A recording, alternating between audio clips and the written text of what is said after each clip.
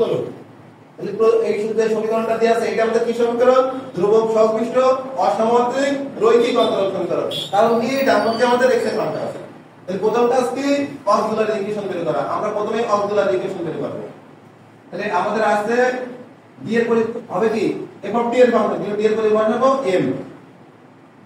তাহলে এখান থেকে আমরা পাই m স্কয়ার সমান -4। তাহলে m ইকুয়াল আমরা পাই প্লাস মাইনাস রুট ওভার -4। তাহলে m ইকুয়াল এখান থেকে আমরা পাই plus minus i square 2 square. কারণ মাইনাস 1 এর মান কত? i স্কয়ার সমান কত লিখা যায়? -1। তাহলে এখান থেকে আমরা পেলাম m ইকুয়াল প্লাস মাইনাস।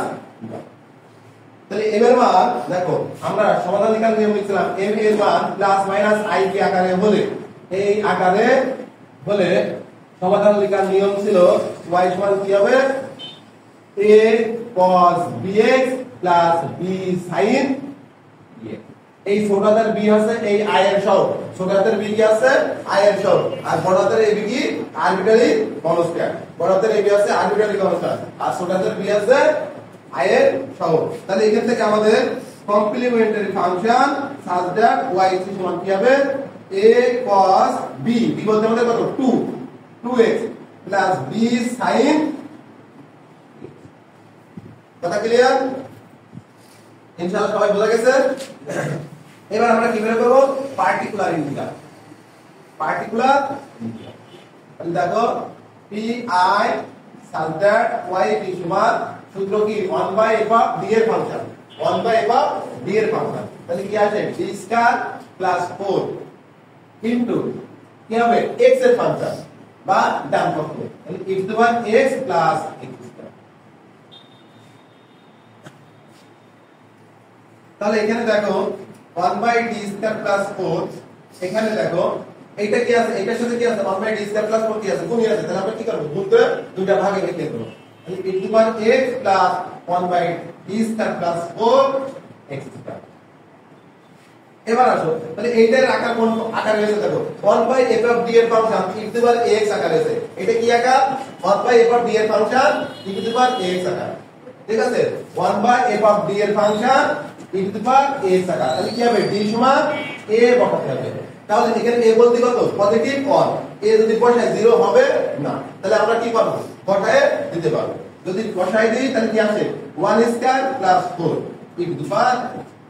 আর এইটা কি আকারে আছে? দেখো এটা আমরা 11 কে সেপারেট করেছি। 1/f of d এর function x two the power m আকার হলে 1/f of d এর function x two the power m আকার হলে কি করব? 1 প্লাস d অথবা 1 মাইনাস d এর বিস্তৃতির সূত্র হবে। তাই তো? তাহলে এখান থেকে কি 1 প্লাস d অথবা 1 মাইনাস d আমাকে বানাতে হবে। তাহলে দেখো এখান থেকে আমরা যদি 4 কমন নিই তাহলে আমরা পাই 1 প্লাস d স্কয়ার বাই 4। কারণ 1 প্লাস d বানালাম, আমরা কি করব? 1 প্লাস d বানাবো। কথা ক্লিয়ার? তাহলে এখান থেকে দেখো আমাদের আসছে e to the power x by 5, আর এখান থেকে 1/4 থাকলে 1 plus d square by 4 inverse on x square. ঠিক আছে? তাহলে এবার আমরা উপরে যাব। এই পর্যন্ত ইনশাআল্লাহ সবাই বুঝতে পেরেছো? ক্লিয়ার?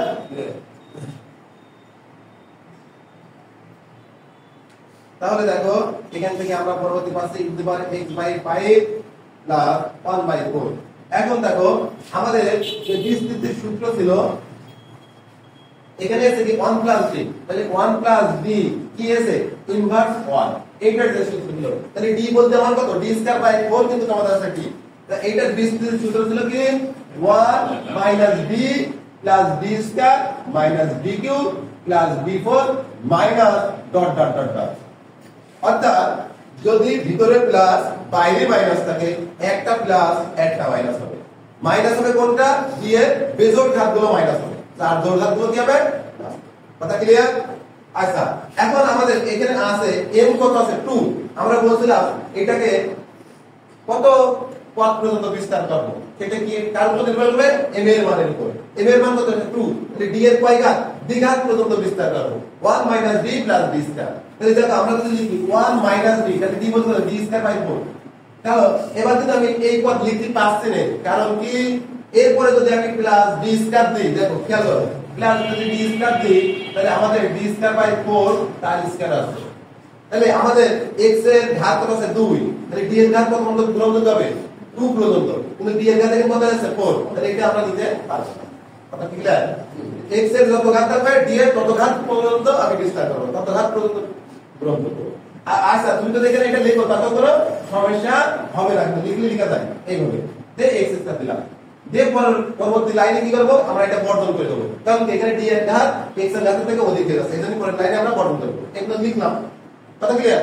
আবার একটু বলি, m এর ঘাত 2 তাহলে d এর ঘাত 2 পর্যন্ত, তাহলে 1 - d + d স্কয়ার এই পর্যন্ত বিস্তার করলাম, 1 - d + d স্কয়ার বললাম, কিন্তু x এর ঘাত 2 তাহলে এখান থেকে d এর ঘাত কি আছে 2 এর অধিক যাচ্ছে, তাহলে এটা আমরা কি করব বর্ধন করব। তাহলে দেখো e to the power x by 5 plus 1/4 1 - d square by 4 plus dot dot dot dot x square বর্ধন করব। ঠিক আছে? তাহলে কি আছে d এর ঘাত m এর ঘাত m থেকে বড় হয়ে গেছে, তাই আমরা বর্ধন করব। এবার আমরা কি করব গুণ করে দেব, তাহলে কি হবে e to the power x by 5 plus 1/4 x square 1/4 t square x square. যখনই আমরা গুণ করে দেব তখন কি হবে ডট ডট উঠে যাবে, কারণ কি পরবর্তী পদ সবাই দিয়ে যায় 0 হয়ে যায়, কারণ এখানে d এর ডেফিনিশন কি d সমান d by dx R 1/d সমান সমাকলন dx। ঠিক আছে? d সমান d by dx R 1/d মানে কি সমাকলন। এখানে d টা কি আছে লবে আছে, তাহলে শুধু d আছে, তার মানে অন্তরীকরণ করতে হবে। যদি এখানে এটা এইভাবে থাকতো যে ধরো এইভাবে যদি থাকতো 1/d আকারে থাকতো 1/d, তাহলে আমার কিন্তু এখানে অন্তরীকরণ করতে হতো, তখন সমাকলন করা লাগতো, 1/d হলে সমাকলন।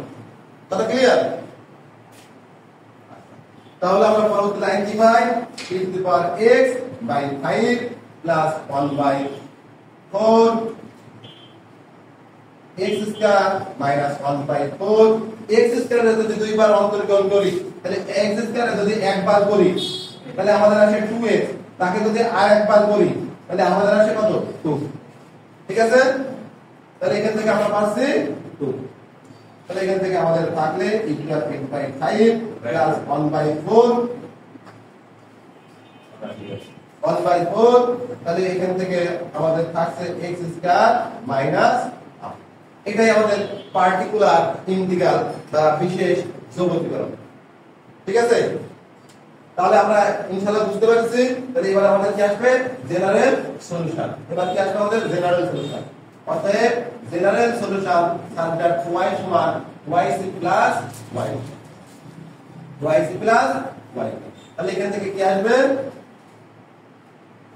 yc এর মান ছিল a cos 2x plus b sin 2x আর পার্টিকুলার ইন্টিগ্রাল বললাম e to the power x by 5 plus 1/4 x square minus, এটাই আমাদের কি সমাধান।